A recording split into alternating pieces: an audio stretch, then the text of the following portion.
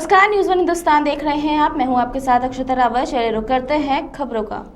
चुनाव आयोग ने दिल्ली के विज्ञान भवन में प्रेस कॉन्फ्रेंस कर झारखंड के साथ साथ महाराष्ट्र चुनाव की तारीखों का भी ऐलान कर दिया है।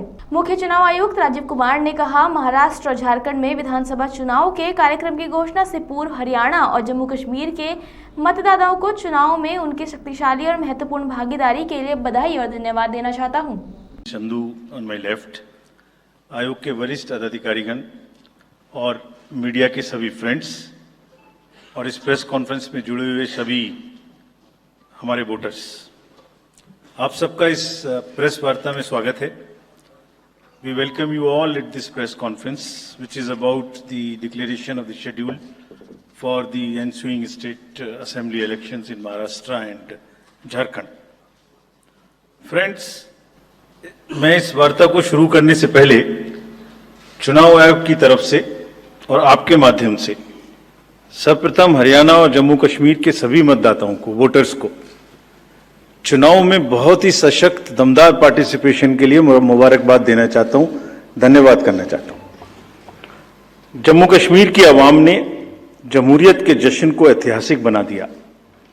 भारी संख्या में पार्टिसिपेट कर अपने जमहूरी हक का शानदार उपयोग किया और जिसने लोकतंत्र की मजबूत नींव रखी है। दुनिया में सबसे बड़े लोकतंत्र के रूप में भारत हर चुनाव में गोल्ड स्टैंडर्ड्स तय कर रहा है, रिकॉर्ड बना रहा है। इन दोनों चुनावों में जो जज्बा दिखाया गया वो लंबे समय तक याद रहेगा। आप सबको वो पिक्चर्स, वो माहौल निश्चित रूप से याद रहेगा। जम्मू कश्मीर की आवाम ने जमहूरियत के जश्न में लोकसभा चुनावों में जो बुनियाद बनाई थी, उस पर एक बहुत ही सशक्त इमारत असेंबली इलेक्शंस में लिखी है और इस जनादेश ने नई आशाएं और उम्मीदों को संचार दिया है। Now it is over to the people of J&K to take this democratic journey forward. इसके साथ मुख्य चुनाव आयुक्त ने कहा कि शेड्यूल की घोषणा करने से पहले मैं महाराष्ट्र राज्य के बारे में कुछ बुनियादी जानकारी देना चाहता हूं। महाराष्ट्र में कुल 36 जिले और 288 विधानसभा क्षेत्र हैं, जिनमें से 234 सामान्य, 25 अनुसूचित जनजातियों के लिए और 29 अनुसूचित जातियों के लिए आरक्षित है।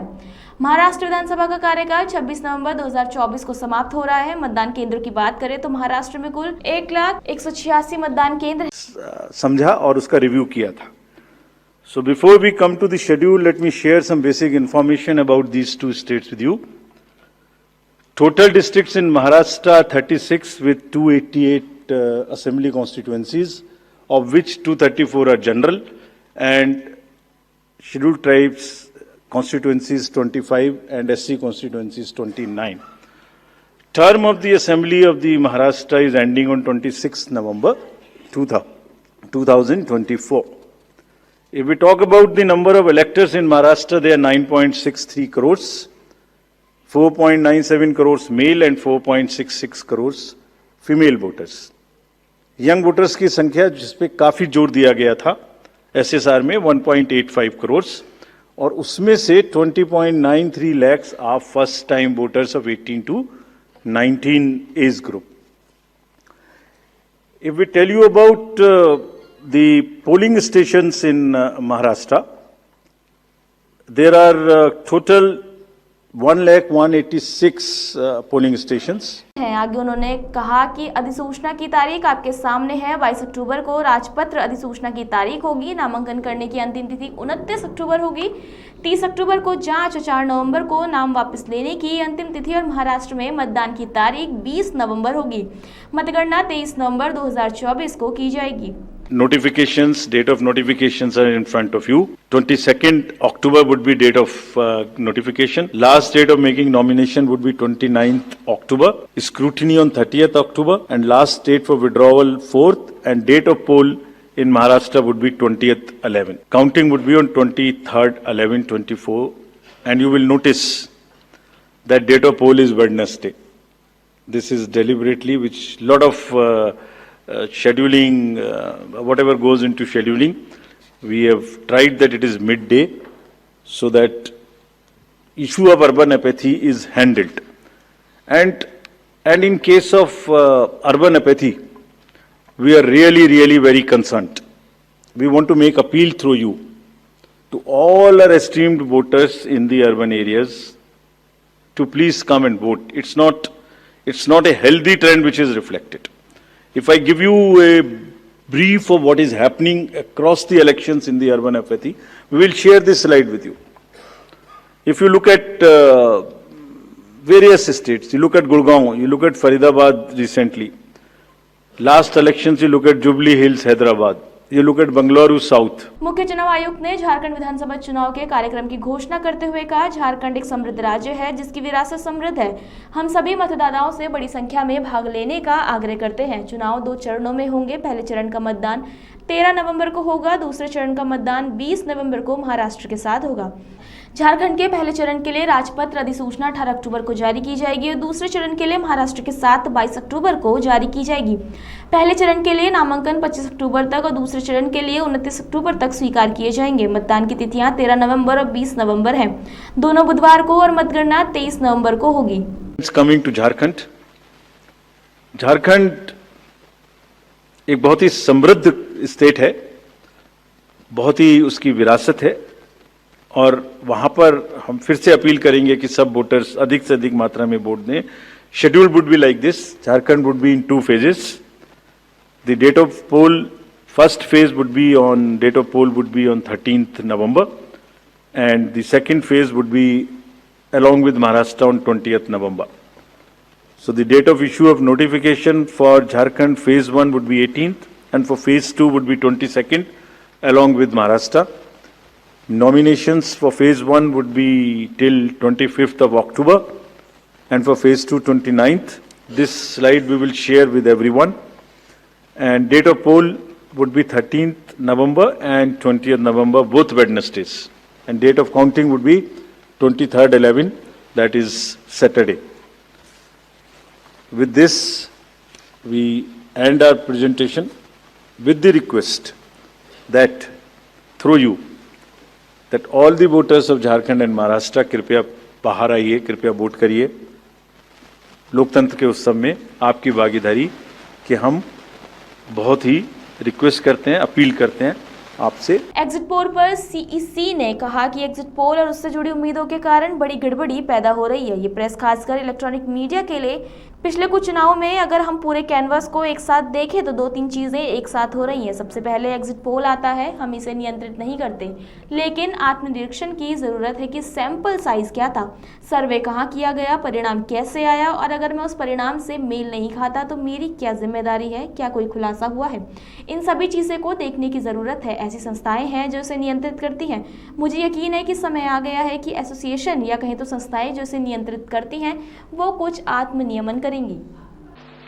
Exit polls. Actually, I didn't want to touch this subject, but since you are asking,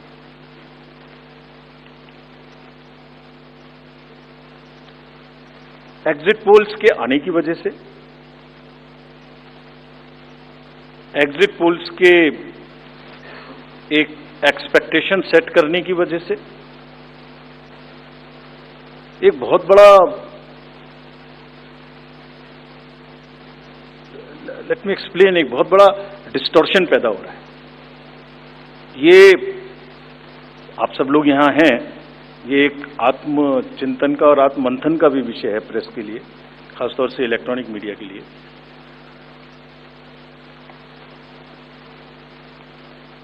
पिछले कुछ इलेक्शन से 2-3 चीजें एक साथ हो रही हैं अगर हम उसको पूरे कैनवस को एक साथ देखें तो, और ये सबके लिए समझना जरूरी है। पहले एक एग्जिट पोल आता है जिसकी हम उसको गवर्न नहीं करते, जो एस्टेब्लिश्ड रिजीम है, स्टैट्यूटरी एंड जुडिशियल रिजीम, उसमें हम उसको गवर्न नहीं करते, लेकिन एक खुद के आत्मचिंतन की जरूरत जरूर है कि वो उसका सैंपल साइज क्या था, उसका सर्वे कहाँ हुआ, उसका रिजल्ट कैसे आया। अगर मैं उस रिजल्ट से मैच नहीं किया तो मेरी क्या रिस्पॉन्सिबिलिटी है, कहीं कोई डिस्क्लोजर्स हैं कि नहीं है, ये सब देखने की जरूरत है बहुत सख्त। there are bodies which govern this, there is NBSA, there are other bodies which self-regulate, and I am sure the time has come that the that the associations, bodies which govern will do some self-regulation. Because इसी से जुड़ा हुआ दूसरा विषय है जो कि बहुत ही इंपॉर्टेंट है. जिस दिन पोलिंग खत्म हुई उससे रफली थर्ड डे काउंटिंग होती है. तो आज शाम को 6 बजे से एक एक्सपेक्टेशन राइज हुई. सबने सोचा ये होने वाला है, जिसका कोई साइंटिफिक आधार, जिसका कोई लीक पब्लिक में डिस्क्लोजर में नहीं है. जब काउंटिंग का समय शुरू होता है तो 8:05 और 10 मिनट से रिजल्ट्स आने शुरू हो जाते हैं, जिस नॉनसेंस. आप बताइए, मेरी पहली काउंटिंग 8:30 बजे शुरू होती है और हमारे पास प्रमाण है इस बार कि 8:05, 8:10, 8:15 पर आने लगा इतने की लीड, इतने की लीड, इतने की लीड, इतने की लीड. ऐसा तो नहीं है. I am just posing question, we are not gone into this. But ऐसा तो नहीं है कि एग्जिट पोल को जस्टिफाई करने के लिए वो शुरू में ट्रेंड्स आ गए कि हमने तो ऐसा कहा था, वैसे ही ट्रेंड हो रहा है, बाद में जो होगा वो होगा. और अचानक से पहला रिजल्ट एक राउंड का 8:30 बजे जब काउंटिंग शुरू हो रही है तो 9 बजने में 10 मिनट, 9 बजने में 5 मिनट से पहले 20 मिनट भी लगेंगे एक राउंड में, तो आ ही नहीं सकता. और हम उसको 9:30 बजे वेबसाइट पे डालते हैं 9:31 पे. एग्जैक्टली कभी भी देख लीजिए, एक के बाद एक. 9:30 पे हम उसको अपनी वेबसाइट पे डालते हैं, फिर 11:30 पे डालते हैं, फिर 1:30 पे डालते हैं. चलिए, आपके कोई कॉरेस्पॉन्डेंट वहां मौजूद थे, उन्होंने पहले बता दिया. प्रोसेस काउंटिंग में रिजल्ट को स्क्रीन पे दिखाना पड़ता है, एजेंट के साइन लेने पड़ते हैं, ऑब्जर्वर से जस्टिफाई कराना पड़ता है, तो ऑफिशियल साइट पे आने में आधा घंटा लग सकता है. लेकिन 9 बजे से 9 बजने में 10 मिनट से पहले कैसे आते हैं? और उससे क्या होता है, एक तो एक्सपेक्टेशन है एग्जिट पोल्स की, उसके बाद 8:45 बजे तक मैंने दिखा दिया उसी के मापदंड से कि वो लीड कर रहे हैं लोग. तो वास्तविक रूप से जब वो एक्चुअल रिजल्ट्स आने शुरू होते हैं तो एक मिसमैच होता है. And that mismatch is also giving, this can lead to serious issues sometimes. Even the gap between expectation and achievement is nothing but frustration. So ये एक विषय ऐसा है जिस पर हम तो नहीं, हमारे हाथ बंधे हुए हैं, लेकिन एक कुछ ना कुछ मंथन की, कुछ ना कुछ. एंड आई एम श्योर जब इस देश में, जब कंट्री में इस तरीके की जरूरत होती है तो एक सेल्फ करेक्शन हो जाता है. तो सभी रेस्पॉन्सिबल लोग इसका सेल्फ करेक्शन जरूर करेंगे. I am sure about it. EVM के बारे में आपने फिर से पूछा.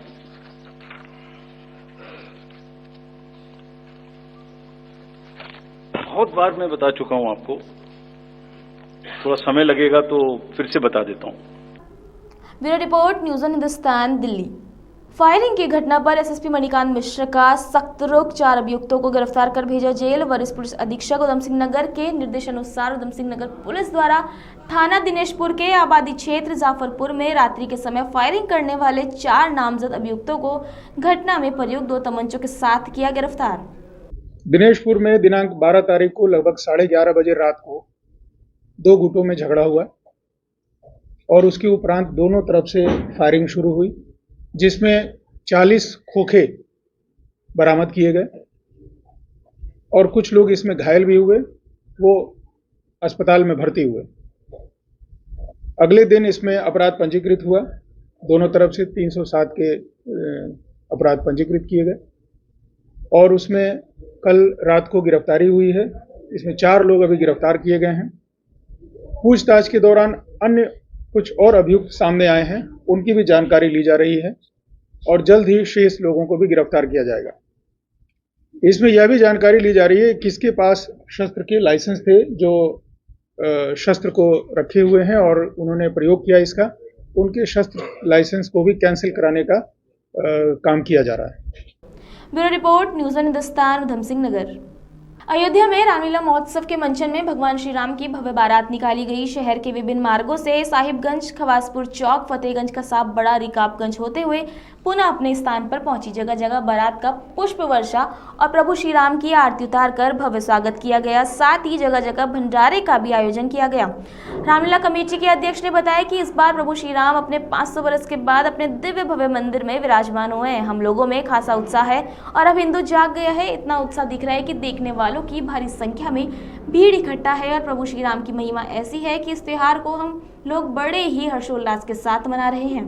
बड़ा उत्साह ये राम बारात साहबगंज राम जानकी मंदिर से चल करके गुदड़ी चौराहा खवासपुरा होते हुए चौक होते हुए रिकाबगंज कसाबपाड़ा आरती होते हुए फतेहगंज होते हुए फिर चौक आके कोतवाली होते हुए साहबगंज अमानीगंज बेनीगंज तक फिर वापस राम जानकी मंदिर का फोटो लगा के देख लिए कितनी उत्साह है लोगों में। बढ़िया संदेश हम लोगों का। भगवान इतने प्रेम से रामलला जी पधारे हैं 500 वर्ष बाद। यहाँ तो हर साल पधारते हैं। आज के दिन शोभा यात्रा होती है, कल का राजगद्दी है, राज्याभिषेक है भगवान का, परसों भगवान गुप्त हो जाएंगे। पुरुषोत्तम श्री राम जी की भव्य शोभा यात्रा जो साहबगंज राम जानकी मंदिर से निकलकर गुदरी बाजार चौक होते हुए फतेहगंज कसाबपाड़ा होते हुए अपने स्थान को वापस होना है। हमारा जगह जगह पे आरती होती है, साकेत पेंटिंग प्रेस पे आरती होती है, उधर कवासपुरे में होती है, फिर चौक में होती है, उसके बाद कपूर साहब के यहाँ होगी, केंद्रीय समिति वाले करते हैं कमला नेहरू भवन पे, तमाम आरतियाँ होती हैं।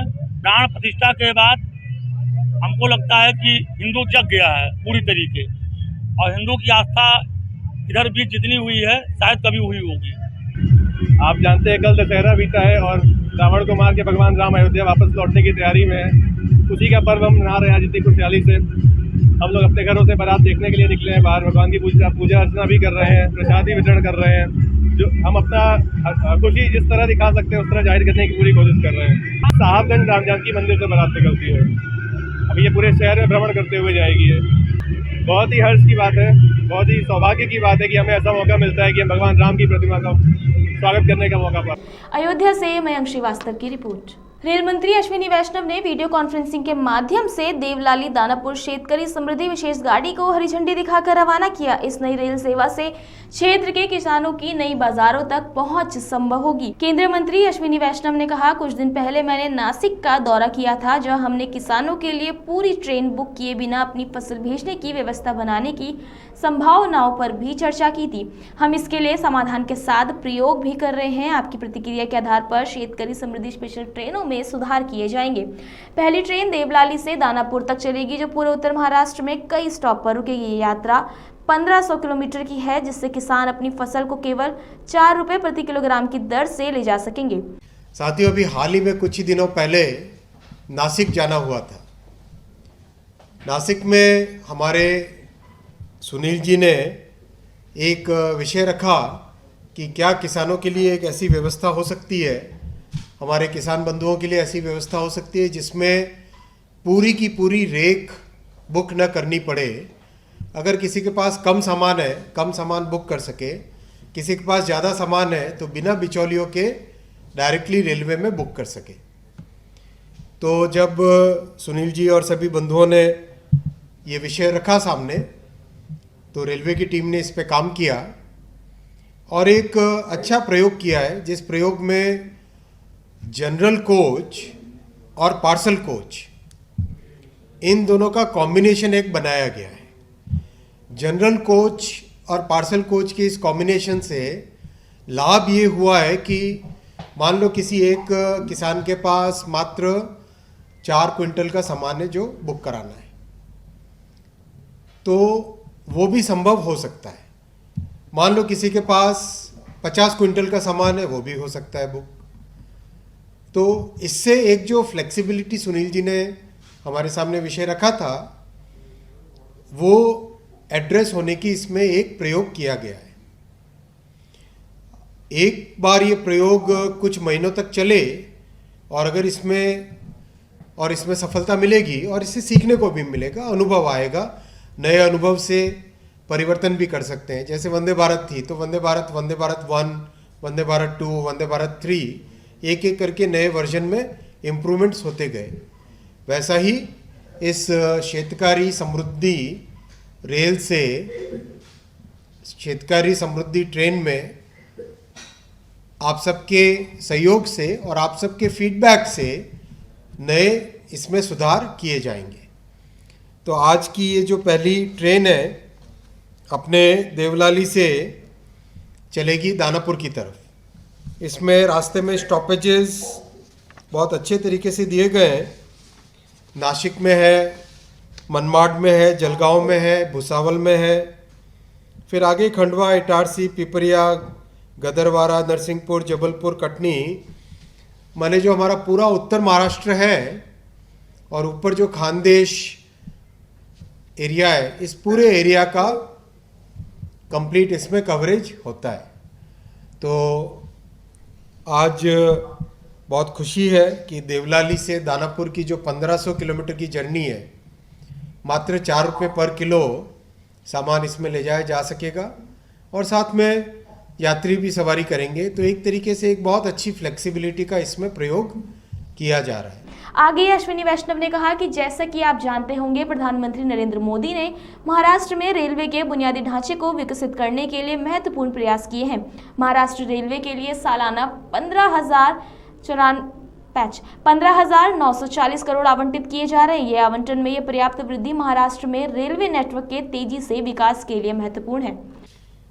ओवरऑल माननीय प्रधानमंत्री श्री नरेंद्र मोदी जी ने महाराष्ट्र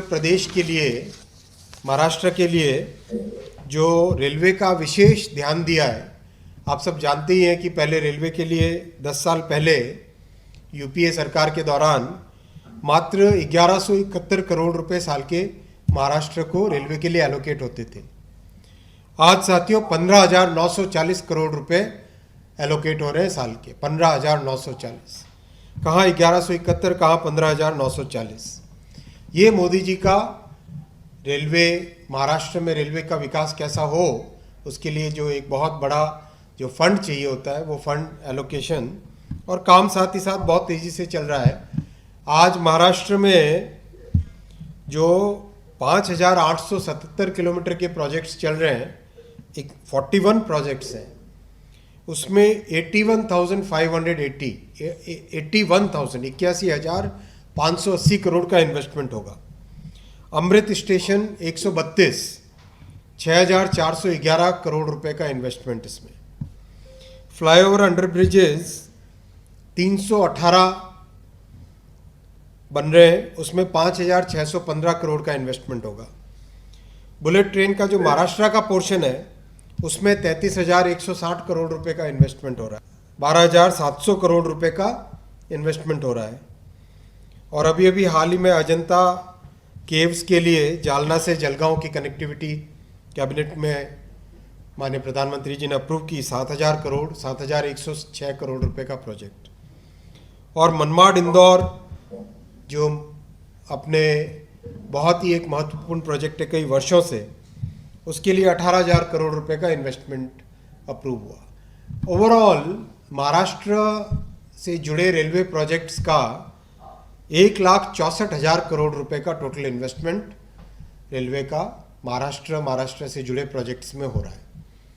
तो ये सब होने से बहुत ही लाभ होगा महाराष्ट्र के सभी निवासियों को, इंडस्ट्री को, किसानों को, उद्यमी को, नागरिकों को, सबको लाभ होगा।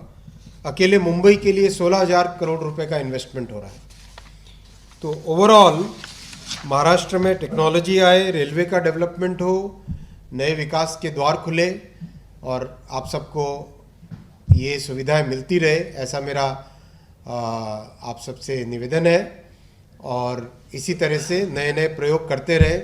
मैं एक बार सबको धन्यवाद दूंगा, नासिक के निवासियों को। आप सब ने एक नया जो प्रयोग किया, आप सब इसके अभिनंदन के हकदार हैं। आप सबका बहुत बहुत धन्यवाद। नमस्कार। Bureau report, news one Hindustan, Delhi. अभी के लिए इतना ही। आगे खबरों के लिए आप बने रहिए न्यूज़ वन हिंदुस्तान के साथ। तब तक के लिए नमस्कार। आप देख रहे हैं न्यूज़ वन हिंदुस्तान।